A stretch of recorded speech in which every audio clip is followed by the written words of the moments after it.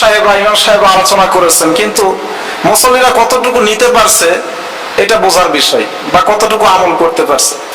সম্মানিত প্রিয় উপস্থিতি, আমি কোরআনুল কারীমের অসংখ্য আয়াত থেকে সূরা আরাফের 179 নম্বর আয়াতখানা তেলাওয়াত করেছি।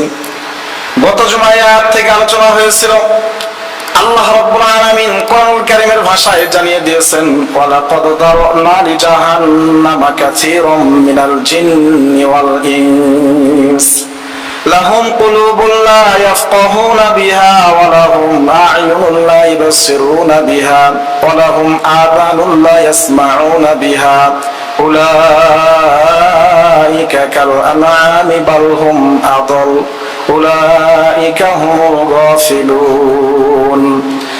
আমার ভাইরা, আমার বন্ধুগণ, কথাগুলো গভীর মনোযোগ দিয়ে বোঝার চেষ্টা করবেন। গত সময় আলোচনা করেছিলাম আল্লাহ রাব্বুল আলামিন সূরা আরাফের 179 নম্বর আয়াতের মধ্যে সুন্দর করে বর্ণনা করে দিলেন, দুনিয়ার মধ্যে কিছু মানুষ, কিছু জিনদের জন্য আল্লাহ তাআলা জাহান্নাম সৃষ্টি করেছেন। ওয়ালাকাদ দারানা লিজাহান্নামা কাসীরাম মিনাল জিন্নি ওয়াল ইনস। দুনিয়ার মধ্যে আল্লাহ রাব্বুল আলামিন কিছু মানুষ, কিছু জিনদের জন্য জাহান্নাম সৃষ্টি করেছেন। আল্লাহ তাআলা পরের আয়াতে বলেছেন, ওই মানুষগুলো কারা? যাদের লাহুম কুলুবুন লা ইয়াফকাহুনা বিহা, যাদের অন্তর আছে কিন্তু অন্তর দ্বারা, নফস দ্বারা, কুলুব দ্বারা তারা ভালোকে ভালো বুঝতে শিখে নাই, মন্দকে মন্দ বুঝতে শিখে নাই, অর্থাৎ ভালো মন্দের মধ্যে কোনো পার্থক্য করতে বোঝে নাই।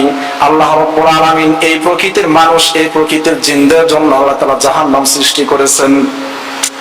এরপর বলেছিলাম তিনটি বিষয়ের উপরে আল্লাহ রাব্বুল আলামিন যেই তিনটি গুণ, যেই তিনটি বিষয়, যেই বান্দা, যেই জিন, যেই ইনসানদের মধ্যে আছে, আল্লাহ রাব্বুল আলামিন তাদের জন্য জাহান্নামকে সৃষ্টি করেছেন।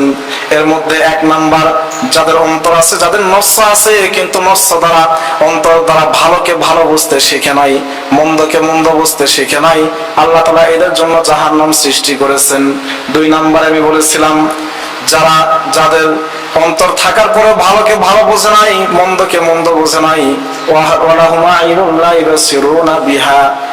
আল্লাহ রাব্বুল আলামিন যেই বান্দাগুলোকে জিহ্বা দান করেছেন, মুখ দান করেছেন, মুখ দ্বারা, অন্তরের পরে মুখ দ্বারা তারা অন্যায়কে অন্যায় বলে নাই, নাইকে নাই বলে নাই, মুখ দ্বারা তারা ভালো কিছু পড়ে নাই, ভালো কিছু বলে নাই, অন্যায় কিছু বলেছে, অন্যায় করেছে, খারাপ কাজ করেছে, জিহ্বা দ্বারা সর্বদা অন্যায়ের কথাবার্তা বলেছে, আল্লাহ তাআলা তাদের জন্য জাহান্নাম সৃষ্টি করেছেন। 3 নাম্বার, যাদের কান দেওয়ার পরেও কান দ্বারা তারা ভালো কিছুকে শোনে নাই, কোরআনুল কারীমের কথাগুলোকে শোনে নাই, উপদেশগুলোকে শোনে নাই, কান দেওয়ার পরেও খারাপ জিনিসগুলোকে বেশি বেশি শুনেছে, আল্লাহ রাব্বুল আলামিন তাদের জন্য জাহান্নাম সৃষ্টি করেছেন।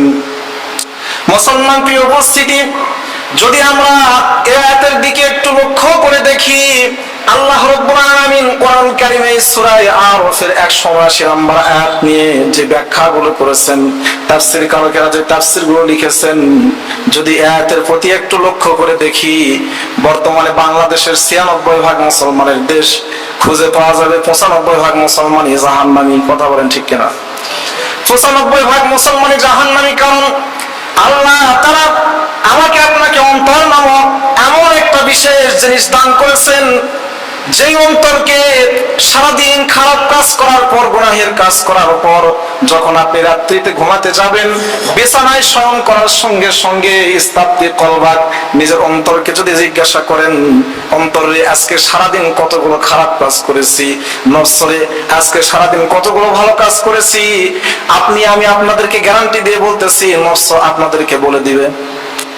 শোয়ার সময় দেখবেন, মানুষ যত খারাপ কাজ করুক, ভালো কাজ করুক, সারাদিন শুয়ে পড়বে, শুয়ে পড়ার সময় যদি নিজে একটু একাকিত্ব ভাবে অন্তরকে জিজ্ঞাসা করে, অন্তর কিন্তু তাদের উত্তরটা দিয়ে দেয়। কথা বলেন ঠিক কিনা?